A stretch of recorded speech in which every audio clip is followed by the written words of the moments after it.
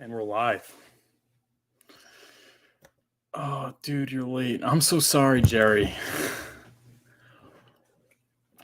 Oh, welcome.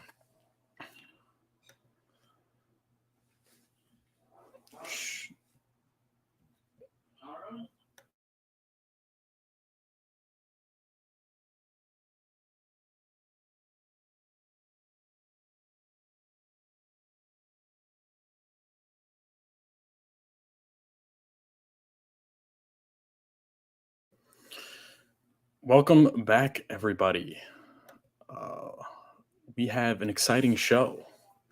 We have RH Max will be popping in soon. So thanks for tuning in. Just wait a second for everyone to get in, I guess.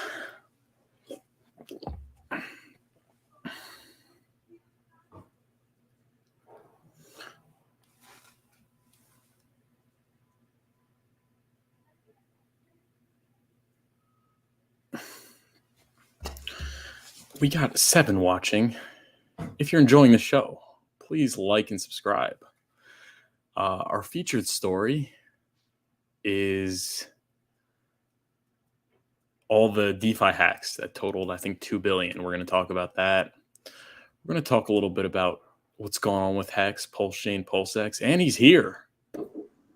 RH Max. What's up? How's it going? Coming on. You know, I gotta get one in for the New Year's. You know, get one in for the New Year's. Oh yeah. Yeah, man, it's good to see you again. It's been like a week or two since I've been on the holiday break. Like, I think a lot of the Hexkins have been on much longer holiday breaks than me. The last few weeks or so, trying to not stream as much. It sounds like either getting some rest or for whatever reasons. But it feels good to be back. I was just saying a few minutes ago, I was like, you know what, it feels good to get back on stream. We talk some turkey, and who better to do it with than the furufinance? Get back. So. Well, it's great to have you back. And I'll say this, guys. When people are not streaming, it's your chance to get first dibs at the algorithm, right? Yes, it is. Because RH Max, when he's on vacation, he's not going to be in front of you. When whoever's not streaming now, they're not in front of you. This is the opportunity. When the price starts going up like crazy, everyone's going to be out there on the stream and you're going to get drowned out. So if you're considering becoming a content creator, I think now would be an excellent time. Yeah, and we had the Pulse Tube to give you the idea of when people are going live, and then it went down for a day or two, but it's back. They're back now. So yeah, check out thepulsetube.com and click on live if you want to see when people are going live. So again, if you're new to creating content or you just don't want to stream over other people, and sometimes it happens. I mean, you can't. It's like, sometimes I'll be streaming, and especially if I know it's Friday and I know that I know Cabana does the streams, and I'm like, but that's my 3:30 Pacific is my time, and then it's okay. Maybe he won't go an hour and a half; it'll be fine. And then sometimes if they like you, they'll send people over to your stream. Like, we know Max is streaming, send people over there. So pros and cons, but we have resources to help you figure that stuff out. And man, did you say price go up? I haven't seen a lot of price go up. Which websites have you been looking at? Those are some good websites. Oh yeah. Well, we're going to get into that in a second, but yeah, I did want to, but the more people that are streaming, I guess the more the algorithm pumps. Because at the end of the day, everyone has to realize when it comes to working with the algorithm, I'm very into the algorithm. They want to promote content creators and content that keeps people on YouTube as much as possible. That's their goal. They want your time. It's a fight for your time. So the more people that are streaming, that means more people are watching. More people are watching. They're going to throttle Hex, Pulsechain, PulseX. The whole RH ecosystem and all of us. So when everyone streams, we all win. Yeah, it's the more hashtags of Richard Hart stuff going on and all that. That's again, it's a good opportunity, not just if you're a new streamer, but if you're crypto streaming at all right now. There's been I wager there's been a drop off of people streaming in crypto because price isn't going up very much recently. And a lot of people are sad, and all these failures keep happening. So the more people that we can point to, the better ecosystem, and get them into something that's going to be good, healthy, make them healthy, wealthy, wise. I mean, the better. So this is the bear market. Everyone keeps, I don't know where the sadness comes from. I'm not sad. I mean, maybe there's maybe I just keep pushing it back in my consciousness. I'm like, no, just be strong, fight it out, whatever. But I don't wake up and be like, oh my God, like I don't know if I want to stream because I'm because the bear market. It's like, no, there's there's all kinds of stuff to talk about. And these are the times you can be featured to talk about them when, you don't have a lot of competition going on. Oh yeah. Well said. Like there's so much opportunity now. Once the space gets concentrated again, opportunity's gone.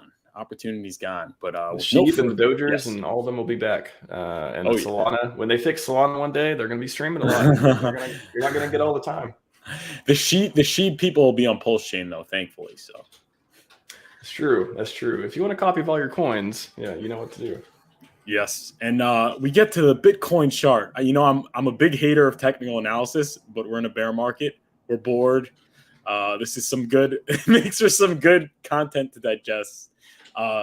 So, yes. RH Max, what is your take on the charts?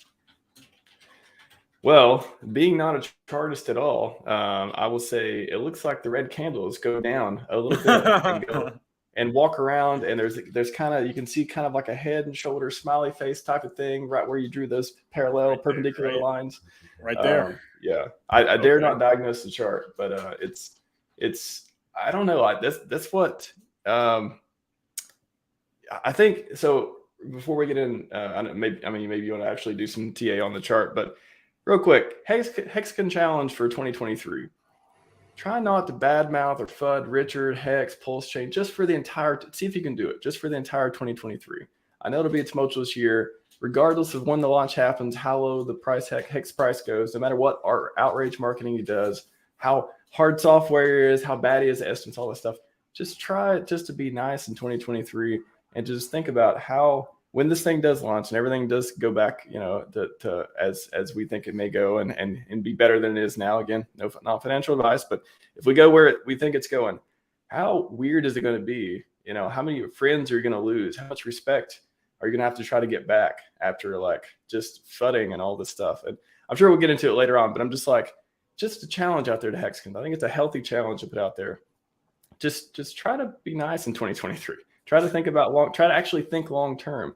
Think about the ideal of Hex, all the values and opportunities that it represents, and exit from the broken middleman system that's occupied DeFi, maybe until recently. I mean, I'm sure they'll be back. I'm sure there'll be more scams and stuff going on too. But trustless, awesome, no promises. Hold yourself accountable. Make yourself rich tools.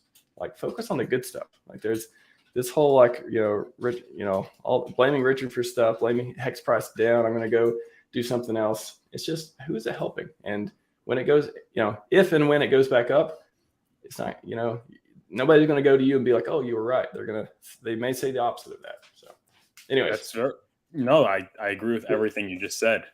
In fact, I want to wreck the TA thing, but yeah, I just want to get that. No. TA is already wrecked. TA doesn't work, but I did want to share, I actually just posted this today. And since you just said those wise words, I figured, why not share this video I just actually posted, and then I'll have your reaction. Let me see. Share screen. Now I got to share the Chrome tab because I need the. Okay, here we go. Charles Hoskinson outraged. There is a lot of good news to look forward to, and people are getting lost in narratives when we're in a bear market, bro. Like bear market, bro. Like everything's down. Is it? And I spoke about this before. It's like Cardano is in its second cycle, down probably 94% right now, 93%. Is Charles Hoskinson outrage marketing? It's not outrage marketing. Does Charles Hoskinson have a imminent Pulsechain launch that's delayed, and people are even questioning whether it's going to happen or not? No Pulsechain for Charles Hoskinson. Charles Hoskinson's still wrecked. Everybody's wrecked. That's just the reality. Markets move in tandem. What's your take on that, RH Max? Oh, markets move in tandem. I mean, it's. By the way, I got to meet Ben Dutard sometime. Bard. Sorry. I promised myself I wouldn't say that. Ben Dubard. Man, I got to get that right because you've had him on the show a lot. I know he said a lot of good stuff too. So, anyways, interesting guy. Please forgive me for any language mistakes there. But no, I mean, first, I just wanted to say I haven't met him before, so it seems like a very interesting guy. And I know you've had him on a lot, and I'd like to talk to him sometime. Yeah, he's very, very smart and a good friend. So, yeah. I mean, just I don't know, man. Like on the markets, it was funny. Eric Wall posted he posted a reply to one of Richard's threads, and it was a clip of Richard saying something about the USDT and Hex being tied in liquidity, and how that was going to be good in the bear market, and how we're going to watch things go watch things go up, or watch things go down, and Hex is going to be sitting pretty. And he always finds these like clips of Richard, not saying something that didn't turn out to be right later on. And it's I don't know. I think maybe it's just like it plays to his personality of, he always says, I'm right, all this stuff, just his whole character. But it just made me think of that, and how, we did think that Hex was going to be decorrelated for a while. A lot of people said that, and the way the liquidity worked out, and just the risk on assets and stuff, it was just it didn't work out that way. So I don't know. I think they go up and down, but in this particular market, in just the macro trends and just everything that's going on right now, there's not a lot of people left to buy. I mean, that's the hard part. Like nobody wants to buy things, especially risky things, when there's like wars going on, and there's it just keeps going lower, and there's layoffs and things like that. And maybe we're getting closer to the bottom, and all that stuff's happening too. But it's just like, why, it's besides DCA, of course, stuff like that. Like, why would anyone want to go put a lot of money into any market right now, whether it be crypto, whether it be the S&P, whether it be whatever it is? Like, why would you? Housing. I mean, housing seems like it's about to have his turn at going down. So there's just not a lot of reasons to be like, okay, this is the time where I want to buy, because everyone else is buying. That's what, like, the general attitude of like when you want to buy an asset is, oh, you look around, okay, other people are buying it, the price looks like it's going up, I want to buy it too, which is obviously the classical mistake in investing. Like, you don't want to buy on the way up, and then you're may not have that much runway before it goes back down. You want to buy when there's blood in the streets, right? Warren Buffett. So I don't know, markets right now, it's I think 2023 is going to be it seems like it's setting up to be that at the beginning, at least, there's a way for us to find a bottom. And depending on the macro, like the actual like boots on the ground macro stuff, a surprise in that way could be really good. But as far as the actual stock market itself and stuff, I don't know. It keeps oscillating. Maybe it found its bottom, or maybe it's close to it. But for crypto, I don't know. I mean, I thought December would be like the last whimper after FTX and stuff like that. This may go into next year, but I can't see the entire 2023 being bad, especially if we get a Pulsechain launch. Like that's something that could just turn at least a mini bull run within our ecosystem, and drawing a lot of people in. There's gonna be a lot of sellers, but I wager there'll be a lot of buyers too. So 2023 is going to be a year that all around is just going to be, I don't know. I'm hopeful, but at the same time, I don't think we're over with the pain yet. I think we're still sitting around 97% max pain, I would say. I don't think that's over, but I don't know. What do you think is going to, what are some of the big surprises you think? You think people being so bearish, that's going to flip flop, or what do you see happening? So that you raised a lot of great points. First of all, as far as people don't want to buy now, because people like buying tops. People like buying the rips. Like people, we fall for it time and time again.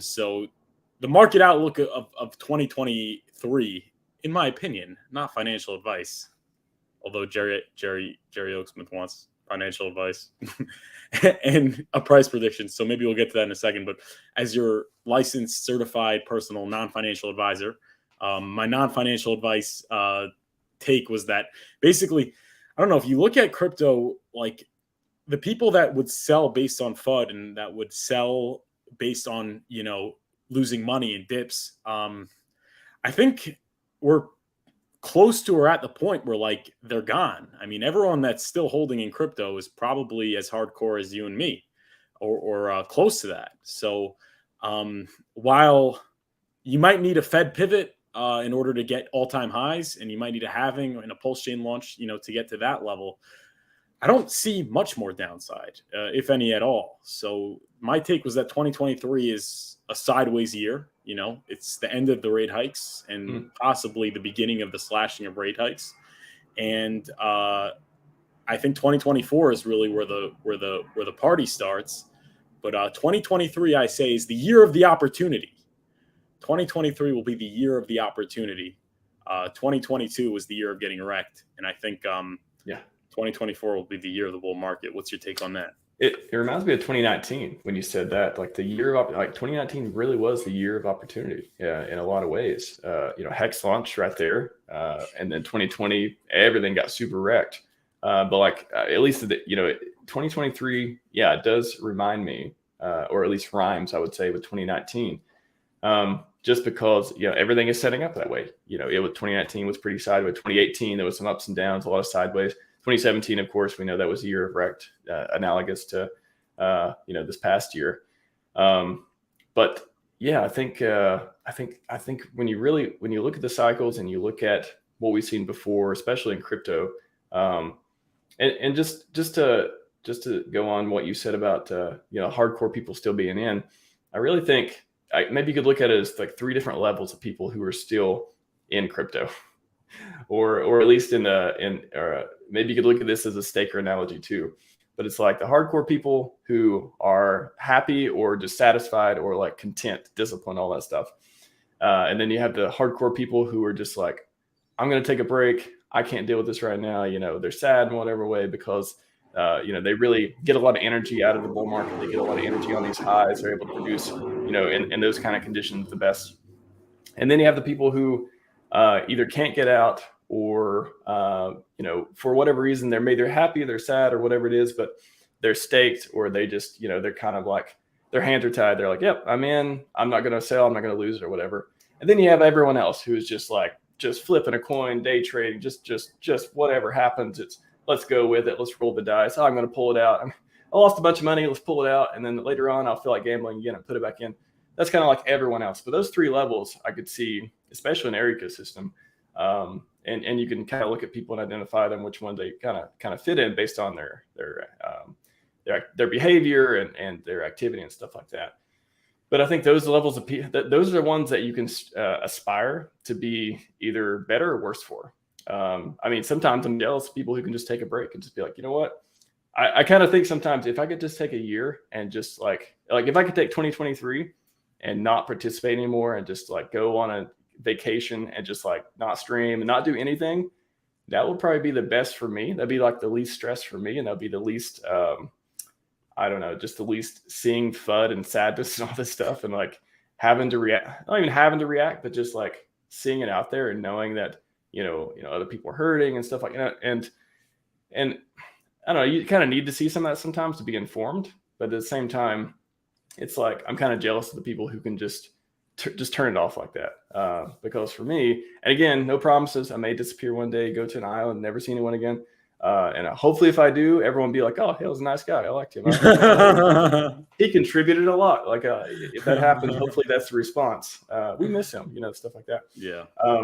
But I'm kind of jealous of people who can just ignore it, because I think it's really hard to do, especially in these market conditions. So anyways, you reminded me of those kind of like profiles that I see of people out there in our community and otherwise.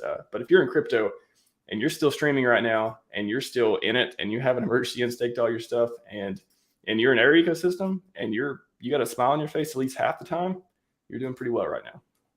True. And I want to react to maybe what you were saying, because you're saying that you would you wish you could turn off for next year, but it may be the best thing for you, but it's not the best thing for us. We need RH Max here. He's not going anywhere. No, I'm kidding.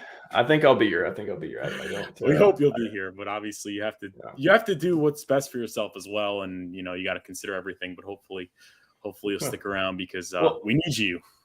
Appreciate that, man. Appreciate it. And I would take the other side of that too, of saying, okay, 2023. How many opportunities would I lose out if I ignored 2023? Exactly. That assumes like I have all this dry powder, and it assumes that I save myself from being staked and all this stuff too. But I guess there's 2 paths to 2023. You could ignore it and just stay with what you got, hold, be staked, don't make any bad decisions, all that stuff, be disciplined. Totally fine option.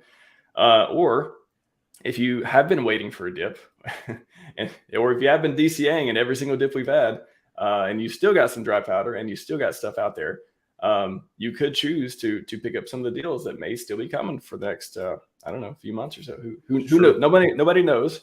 But yeah, like you could choose to participate and still pick up some stuff like that. I think at this point, if you've been participating in the market for the last 8, 9, 10 months or so, after you really started seeing things go down, you may be tired of DCAing. You may be tired of keeping your dry powder on the side. You may have already pulled the trigger once you saw Hex near a penny or 2 cents and all the stuff like that, 3 cents, 4 cents, all those. But at the same time, it's like, I don't know. I think as long as you keep your wits about you and don't go just like, selling your money printers and, oh my gosh, like the Icosa yield, Hedron yield, even more than Hex, all the derivatives are just there's all kinds of opportunities out there. Oh, yeah. And I know that's like the most it's almost a buzzword, opportunities, right? Offers, opportunity, all this stuff. But it's, if you put it within context and you see just where these things were before, what they're doing for you passively, where you don't have to do anything, you just stake them and get yield and all this stuff. Once you understand like all the different ways to make money in this ecosystem, and then you see price go down and you're okay with that, if you could be okay with price going down and still making yield, like that's one of the key things. I don't think a lot of people are comfortable with that. They want to make yield and price go up all the time, but sometimes price is going to go down. And again, if you look at the cycles, a lot of times it goes back up, but you just have to like believe that. Like some people are they just don't believe it. They say they believe it. They talk the talk, but they can't quite walk the walk in a lot of ways.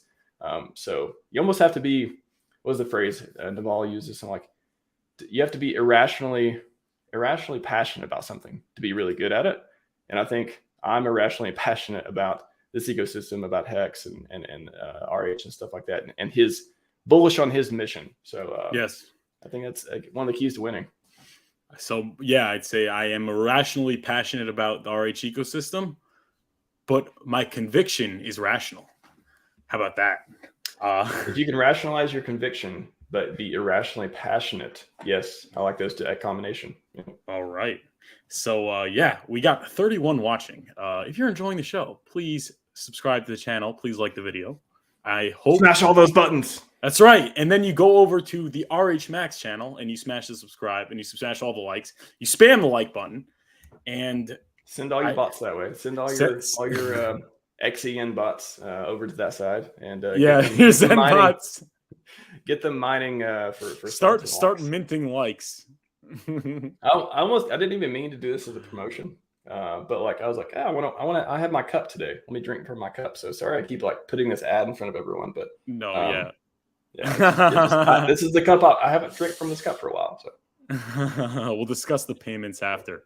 I guess we could skip the Hex chart. The Hex chart is going down, and it may go up, may go down. If it goes up, it goes up. It goes down, it goes down. Market is bloody red. Whoa, not looking good. But we got Hex daily stats. We check Hex daily stats on the daily because, like you said about positivity, if you're looking for positivity, look no further than Hex daily stats. 151 new current holders and 58 new current stakers during the bear market. What's your take on that, RH Max?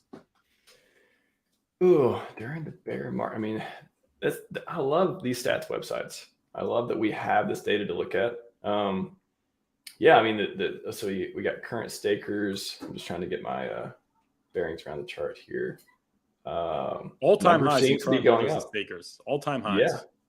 Every day. See, that's the stuff people never look at. They only want to look at the price every time. Oh, price is going down.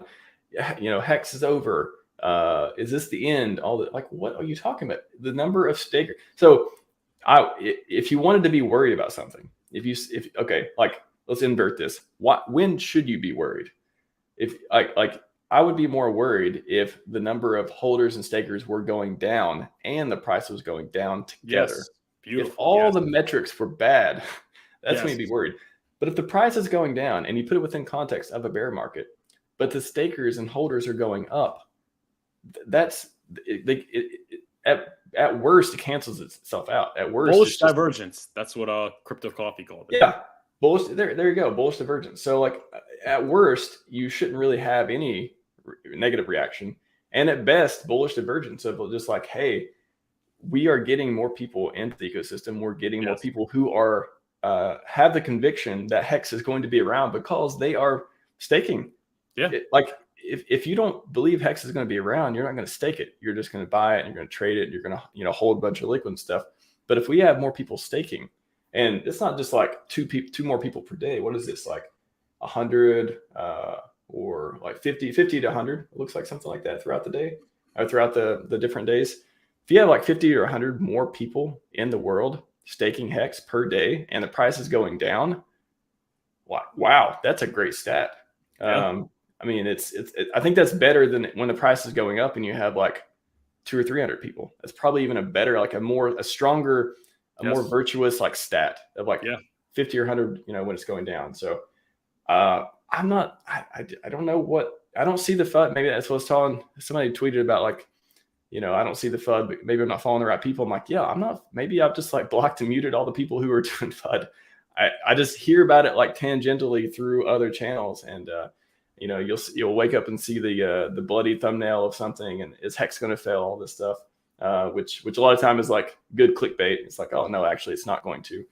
But I don't know what people are talking about. I don't get it. I'm glad I don't get it. I don't want to get it. Like, and it's not, I don't want to get it because I'm in denial or anything like that.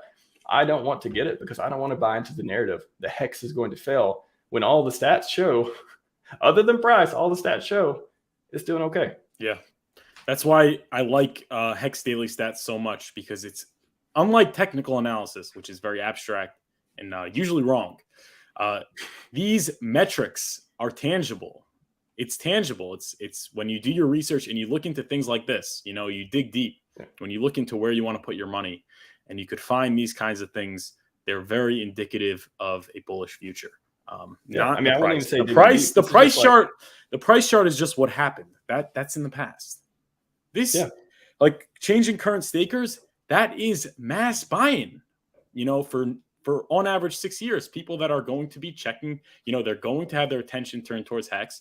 They already have their money invested in it. When the price goes down, they're probably going to, buy. When the price goes up, they're probably going to buy. I'm saying I'm one of those people. Like one of those days, I was one of those numbers of the changing current holders and stakers. I mean, and, something came out of it. And I think this is no different today. So, sorry about that. No, it's. I think that there's so many different things to be happy about in the ecosystem too. Just I was thinking the other day, okay, Hex price, is down. All the other derivative prices are down and stuff like that. I really am thankful for the Hedron ecosystem for keeping there's some momentum, like just giving us something to not only look forward to, but just get people's mind off the price. I think that's one thing that's really helped our community a lot. Yeah, it's just, if I would imagine we don't have Hedron, we don't have Maximus, we don't have all these other projects that are providing like the shiny object syndrome, like getting your fix for shiny object syndrome, that, when the Hex price is down, you can say, oh, okay, that's fine. I still have some derivatives of Hex. I still have still making yield on this and that. I think those have been super helpful for a lot of just keeping things afloat as far as like something good is happening. I mean, even though, again, like you look at this is not even diving deep. We're just like face value, Hex daily stats. Like you can see numbers go up in a lot of different good metrics. But if you were to dig into like the stuff that like the Crispy Man stuff does with Hexfire.io and does like a lot of those charts and a lot of those, like, wow, you see all this stuff getting, all the stuff getting not burned, but just all the different metrics that equal into this that you can deep dive into and understand even better about why the case for Hex being bullish. It's such a no-brainer. So that's one part. But if you just look at on the outside of all the yield, just go to your staking portal at .icosita.pro and look at all the yield you're getting for all this stuff. And I don't know. It's like, how can you complain about getting like millions of coins if even if the price goes down, you're getting like 100, if you're getting 50, 100% yield and stuff like that. I just don't know how anyone can complain about that. I don't understand. I don't, if I know the phrase is the only thing anyone ever cares about is price, but I think that's very short-sighted, and I think that it's pretty much just an overall general phrase for the general retail public of people who don't understand DeFi and what crypto is about and all the opportunities here. If you're just looking at the price, you're missing the bigger picture. Yeah, I mean, price. I mean, there's always going to be bad price action for prolonged periods of time. Like, this is the real world, folks. This is the real world. Moving on, we go to Twitter. We have RH Maximalist at What's RH up? Max. Are you following RH Max on Twitter at RH Maximalist? You guys should be. Time for the ad. Great information, constant flow of very good information. I know better than to look at the price of my favorite crypto during the bear market and groan. I like the rule of 5 before tweeting or trading. How will I feel about this decision in 5 minutes, 5 days, 5 months, 5 years, 5, 5, 5, 5? Embarrassed or proud, richer or poorer? Hex wins. What's your take on that? RH Max. My favorite reply to that was they were talking about, I don't know, one of the PSLD, and then there's PSLB now, Bitcoin, which, by the way, I really like their, can you scroll down just for a second? Somebody said, or I thought they did. Yeah. Pulse Bitcoin is better designed than Hex. Yeah, I like that. That was one of the replies to it, which I just thought was funny. But yeah, that's actually that is a thing that I use sometimes before making a decision. And I literally think if you use that before tweeting and trading, just like I said, just, and again, it goes back to Naval's quote of try not having an emotional response to things, and your life will be so much better. Like just think about before you send some angry tweet or before you make some short-sighted trade. Yeah, in 5 minutes, I'm going to feel good. Yeah, you're probably going to feel good. I did it. Yeah, I got it. I got it through 5 days.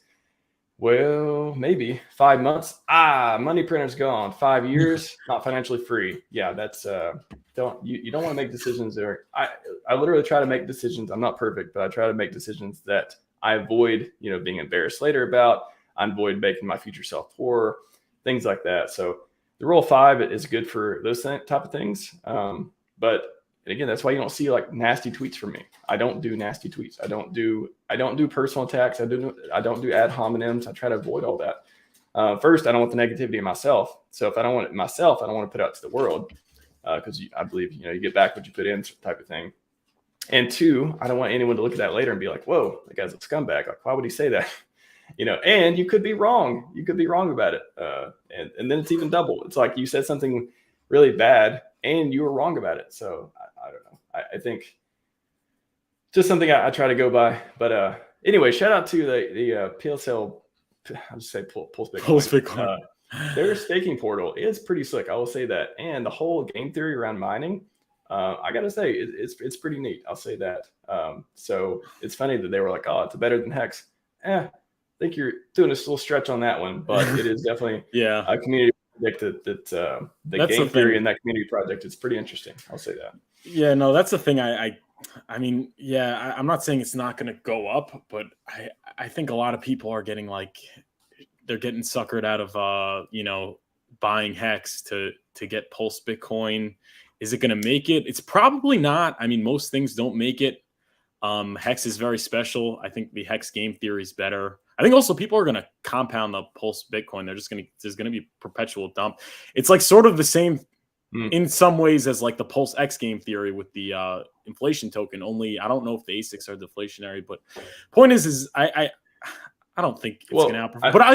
But I just want to say, like, I get it why like people like you and like a lot of like OGs are talking about it, because like if you're really rich, it's like, hey, why not throw a little money here? Why not throw a little money there? But I'll just say that I haven't seen anyone. I don't know. I hesitate to talk. I don't like to talk about a lot of different projects. Controversial topic.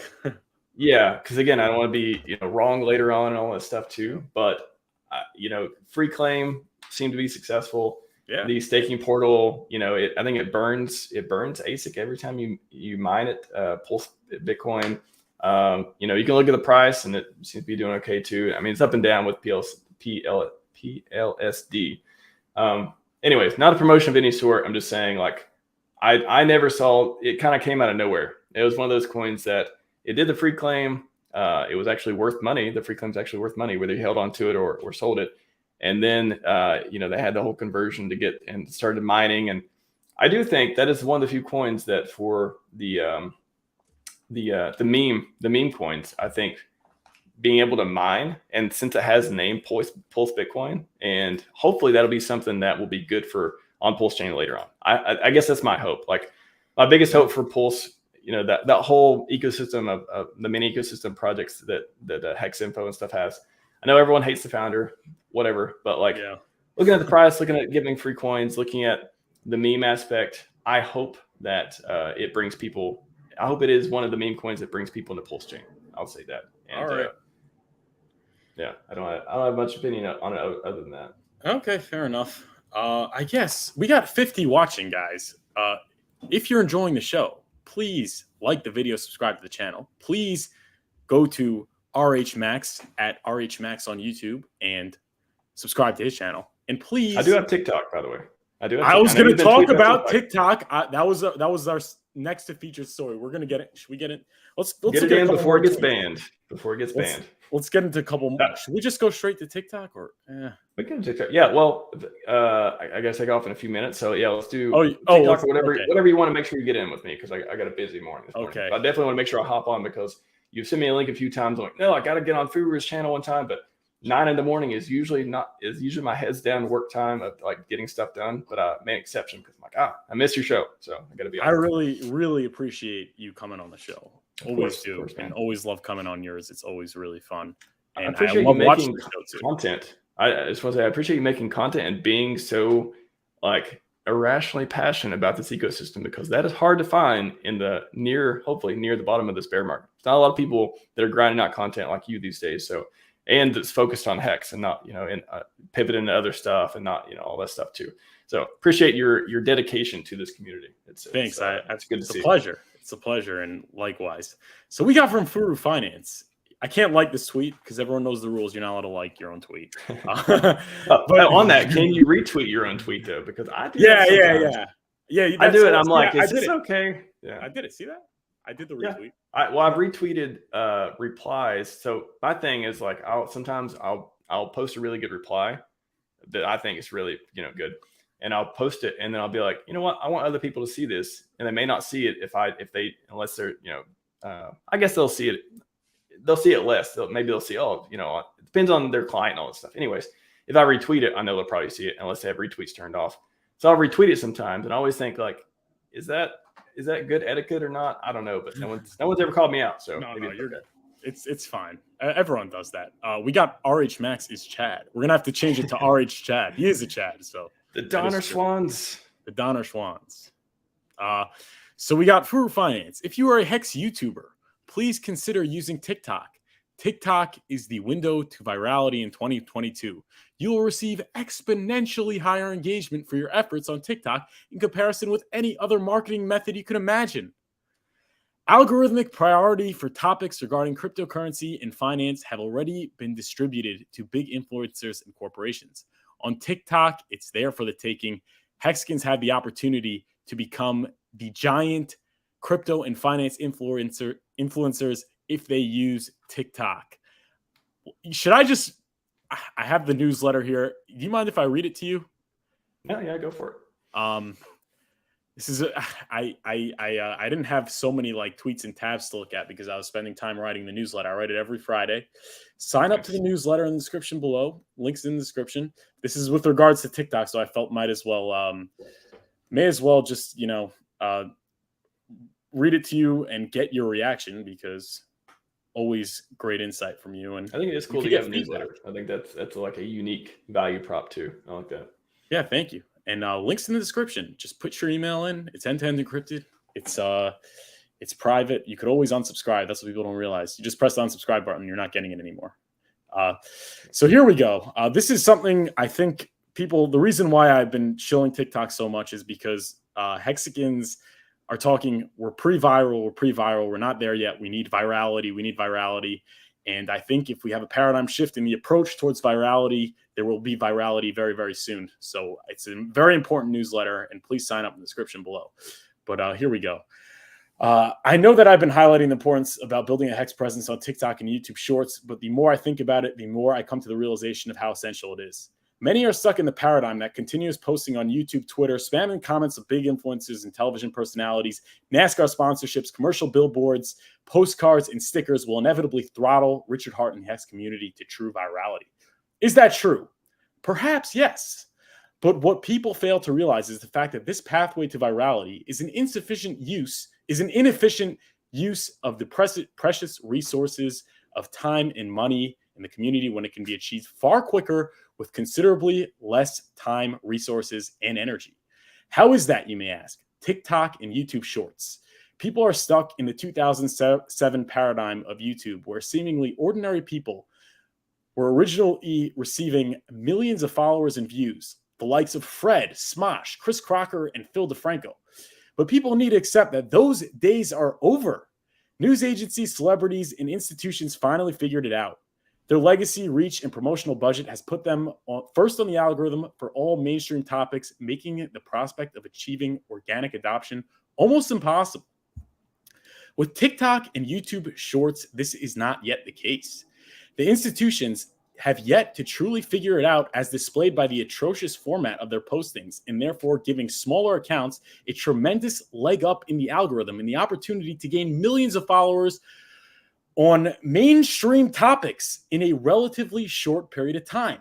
The efficiency of TikTok for achieving virality is displayed perfectly by the meteoric rise of Andrew Tate. Despite being banned from every social media platform, his fans continue to post his content to the point where he has become arguably the most famous person in the world. Do Andrew's fans grovel to Piers Morgan, Tucker Carlson, and Aiden Ross to have him on the show? No, quite the contrary. These figures approach him because they are aware of his fame and they want a piece of it. Why haven't Hexkins figured this out yet, you ask? Why haven't Hexkins figured this out yet, you ask? Tate's audience is of a younger demographic consisting mainly of teens and 20s, while Hexkins are mainly in their 30s and 40s. Hexicans are of the cream of the crop in terms of intellect and intelligence, but it is important to understand that we do not possess the savvy social media fluency of the younger generation. It is important to highlight that the efforts of Hexicans in the comment section and Twitter threads are noble and have certainly gone a long way, but it is important to accept the fact that it is an inefficient use of resources in comparison with the mass TikTok campaign of Andrew Tate and his followers.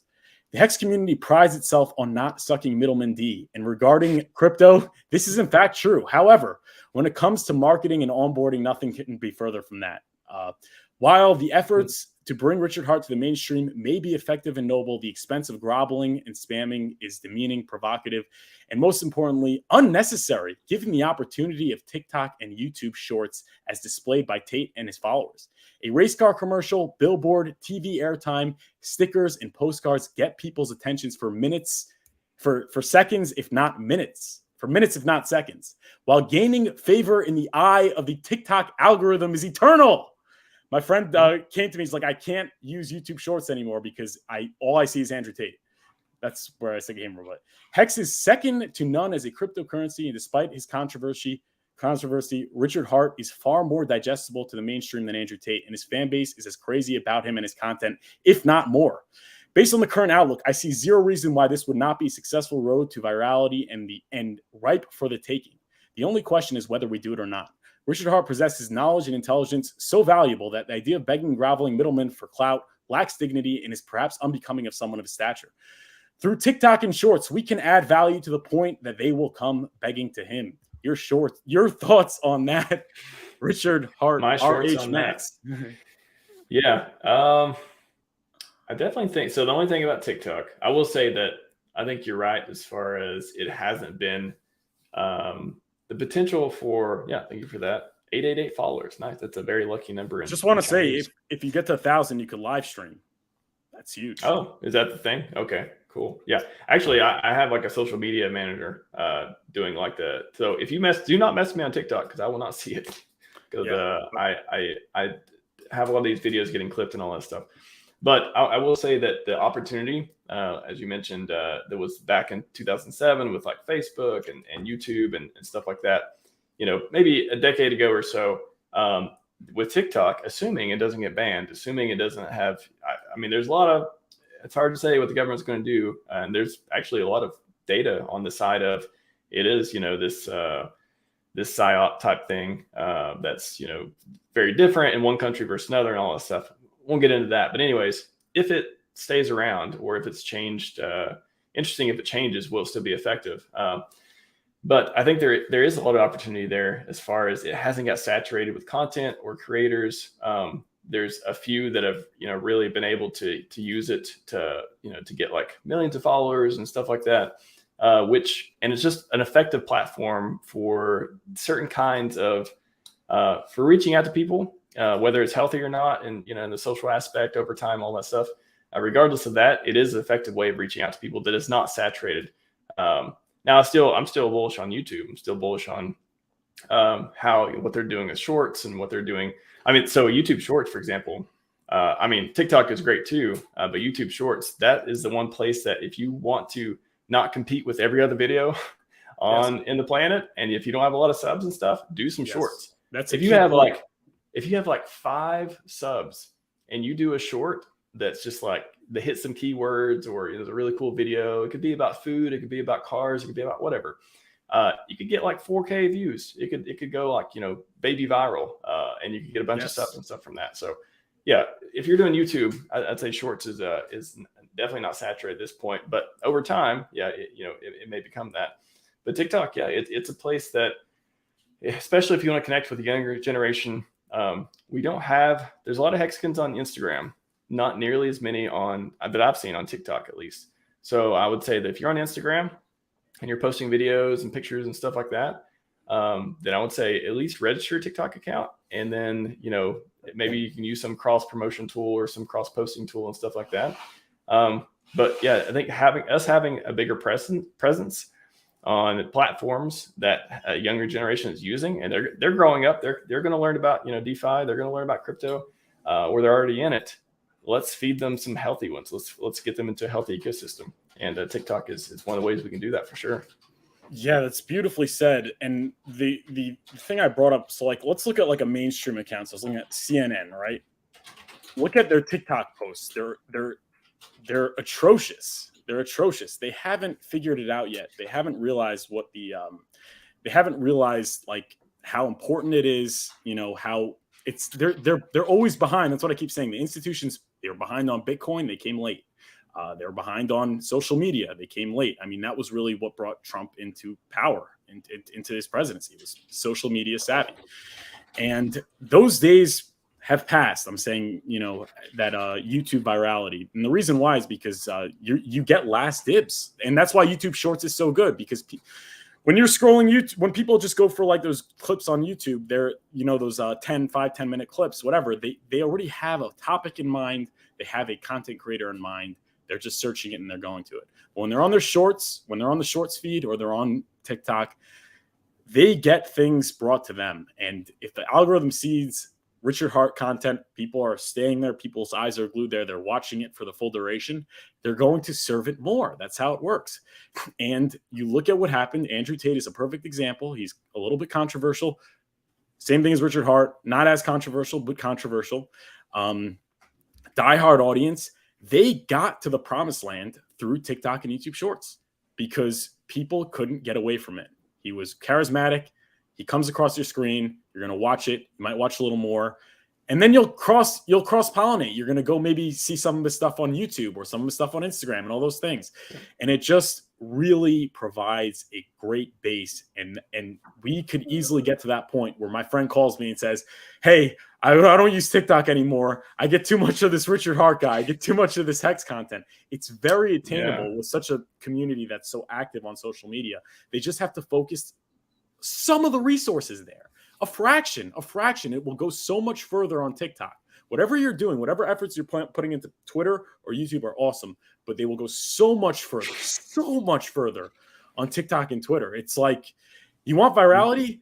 You don't have to go and spam these influencers. Let them come to us, honestly. And I'm not saying you shouldn't do it. It has gotten places. It has done good, but per capita, it's not as effective and it's not as dignified as TikTok and YouTube Shorts. That's really my take.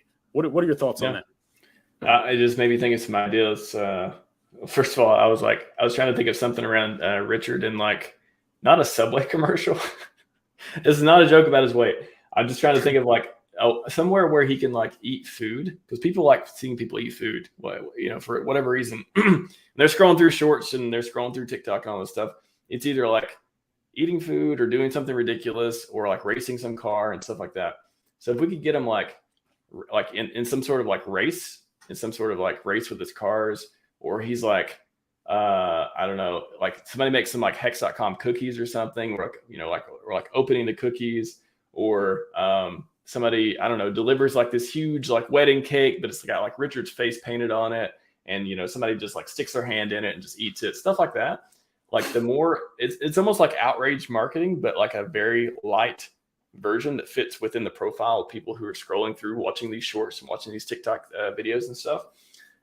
So I think food is the one demographic, funny enough, that like, I don't know, it could just be like you eating a cookie and then like you eat it and then like, Hex.com, save yourself. Like, I don't know, it's like just different ideas like that, just to get people's attention and get like, it could be funny, it could be informational, it reminds me of Dixon Piper, talks about Twitter.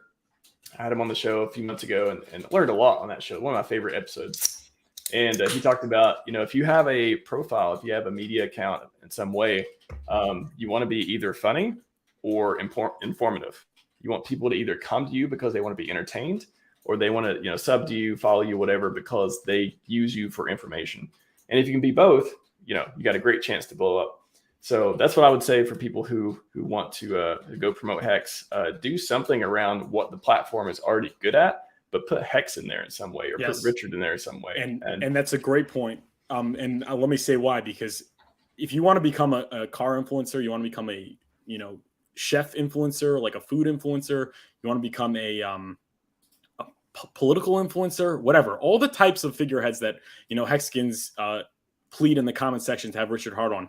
If you focus your time and attention on that on TikTok and YouTube Shorts, you could get there. Now's the time to get there. Like, if you really are focused on it, you could get there. And then imagine having somebody that's into food or into cars or into whatever it is they're into that has 100,000 followers on TikTok and is also a Hexkin. It's like, this is such great demographic outreach. And if you don't want to put yourself out there, you could just arbitrage my clips. Arbitrage, not that I'm putting myself in the same category, but Richard Hart or RH Max, if you're okay with that. DM the content creator first if you're not sure. But this is the opportunity to get footing, to get a stronghold, to be a big influencer and promote Hex, before it's too late, before YouTube, before CNN, MSNBC figure it out, before CNN starts making food videos. Yeah, exactly. No, news videos. The Food Network, they don't post on TikTok, or at least they don't do it well. So that's why all these small influencers, they understand. Food Network is not in. Yeah. They're not in yet. They're the institution. They're not in yet. They're the institution. Exactly. They're the institution. Like, you look at their videos, these television networks, their videos are still 1920 by 1080. They're not even in the right format. They don't have the catchy. They don't have the catchy, subtitles and graphics and things like that these savvy young bucks, these young bucks have. And it's like, if you new money from the young bucks. If you take that effort to figure it out, if you take hold on just a second. Mom, meatloaf. Mom, meatloaf. Okay, sorry, I had to send a message out there. I'm getting hungry. No. Jerry asked me to do it in the comments. I had to do it. Anyways, man, I do have to run though. You want me to just what are you gonna wrap up, or do you want me to just peace out, or what do you want to do? I guess you're not looking at the private chat. We can't communicate otherwise. Oh, I'm sorry. On screen. Oh, I'm so sorry. No, it's all right. It's all right. I'm not like these savvy young techies on TikTok. I'm really start making food videos, man. Gotta start making food videos.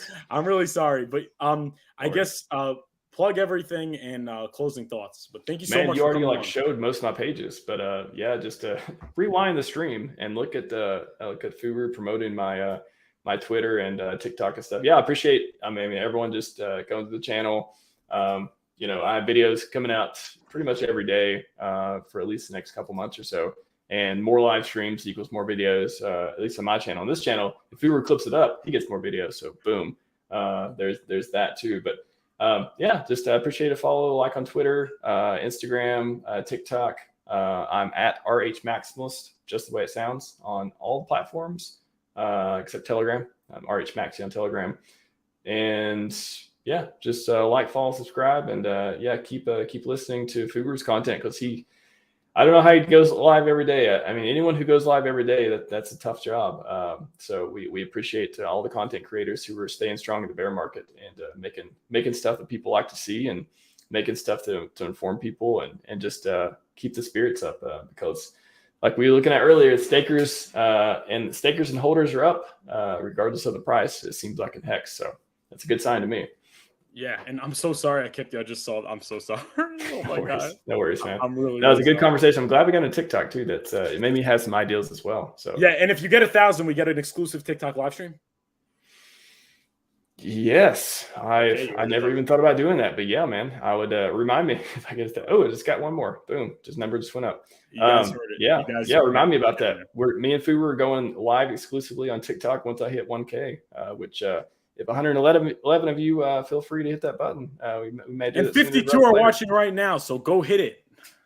That's 51. So one's already did it, so we got 51 more people. You know what to do. If you haven't already. I'm gonna link it in the description. And thank you so much. I'm so sorry again. I did not see that. I'm so sorry. No worries. I never look at it either when I'm streaming. If somebody say something, I'm like, oh God, I totally forgot. And then they'll say it on the stream. I'm like, oh, I could have avoided that, but no worries. Thanks, man. Thanks for having me on. I always appreciate it. And always, like I said, love to see you streaming all the time and putting out good content. So that community appreciates you. All right. Thank you so much. And hope I could get on with you soon. Yeah, man. Take care, everyone. See ya. All right. All right. There you guys go, man. RH Max. Click the link in the description, in the comment section now, to his TikTok. Let's get him to 1,000. We need presence on TikTok. There's so much more bang for your buck. Obviously, YouTube's important. Twitter is important. Twitter is probably the most important, but TikTok goes that much further. We could just cover a couple more tweets here. I like this one from your friend SOMMI. Your friend SOMMI says, Richard has selected Eric Wall as the prime antagonist of the Hex and Pulsechain. He selected him. It's a natural fit. Most critical influencers are bag pumpers. Eric is for freedom and independence. Eric couldn't pump a balloon at a kid's birthday. 2023 will be good. I like that. I like how he's saying he nominated him, like he chose him. Eric Wall is doing some great work for Hex. He's got over 100,000 followers. He has access to many mainstream, large Twitter and YouTube accounts, and he's talking about Hex. And if he's talking about it, I'm happy about it. So shout out to that. And we got 43 watching. So just hit the like and subscribe to the newsletter. And then you got your friend SOMMI says Hex unique buyers is 353, unique sellers is 143. So that's 353 sellers, 353 buyers, 143 sellers. And then he says, every day I watch buyers outnumber sellers by 2 to 3x. This is what I want to see. It means lots of smaller accounts are absorbing distributed dumps. Great point there. We got more sellers than buyers. I guess I'm just going to skip over to the Binance thing, just because I figured I'd mention it. And then we look at your comments, guys. Leave your comments, leave a super chat, and we'll take a look at that before we finish. Excellent chat with RH Max. So this is a good one. Binance's feed. Binance giving Hex and Pulsechain free exposure again from Havid Hex at Havid Hex. But it says Hex threatens to implode as creator Richard Hart faces fraud accusations. Hex, Pulsechain, and PulseX combined is a $5 billion project, which could be catastrophic to the market if or when it implodes. The fact that crypto influencers promoting Hex were slapped with subpoenas by the US SEC does not ease the tension among investors. Pulsechain is the other pipe dream that has been massively sold to the Hex community. Initially, Pulsechain was to be this fast and cheap Ethereum competitor, but now remains to be forked. The Pulsechain team has also announced an airdrop for all ETH holders after the fork is successful. Pulsechain has been through numerous testnets through 2021, all of which gave hope to the Hex community for future rewards. Just regarding the SEC, we went over this with Crypto Coffee about how Hex fails at least three, if not four legs of the Howey test, meaning it is not a security. And it seems like they're looking into people to see if they were paid off by Richard Hart. And indeed, they were not. So not worried about that. I know Pulsechain will launch. It's just a question of when. And being that Binance's feed, which I'm sure has millions and millions of people scrolling through it, being that they are the world's largest exchange, is huge. That is very good. That is good. Any publicity is good publicity in this respect. So that's great news. And the irony of that is that you had the 10 largest crypto hacks and exploits in 2022 stole $2.1 billion. Hex users unaffected. But you know who was affected? Binance users of the BNB chain bridge exploit $100 million. The BNB chain was paused on October 6th due to irregular activity on the network, which later was revealed as an exploit that drained around $100 million from its cross-chain bridge, the Binance Smart Chain Token Hub. Initially, it was thought the hacker was able to take around $600 million due to a vulnerability that allowed the creation of roughly 2 million BNB, the chain's native token. Unfortunately for the attacker, they had roughly 400 million worth of digital assets frozen on the blockchain, obviously indicative that it's pretty centralized control, and more was possibly stuck in cross bridges on the BNB blockchain side. So how rich that Binance is speaking negatively, while meanwhile, obviously they were scammed, which is very, very interesting. But that's about it for the news. If you have anything you want to say or you want to super chat in the chat, now's your time. If you enjoy the show, please like the video and subscribe, obviously, and then subscribe to RH Max's channel, and go down in the description and sign up to the Furufinance email newsletter. In the description, click the link, you put your email in, end-to-end encrypted. You could always unsubscribe, and it's free. It's free information, which is awesome, and will be coming out soon. We got 39 watching. We got Addy finally got Furu live. I'll join RH Max. RH Max. He was the first content creator to actually have me on his show, so that was awesome. He's great. And then Ben Dubard, Richard Hart ASMR putting on clothing. Thanks for the inspiration. Well, pleasure. And if you guys aren't subscribed to Ben Dubard, now may be a good time. Yeah, that looks like that's it for today. Hope you enjoyed. Again, if you enjoyed the video, please like this video. Please subscribe to the channel. Follow me on YouTube. Follow me on Twitter at furufinance, on TikTok at furufinance. Subscribe to the newsletter in the description below. And have a great weekend. I will see you guys on Sunday. Hopefully, we're going to have Yori Hex on, so we're going to be able to talk TikTok, which will be great. But see you guys on Sunday, 12 p.m. streaming Sunday through Friday, 12 p.m. Eastern time. Have a great rest of your day.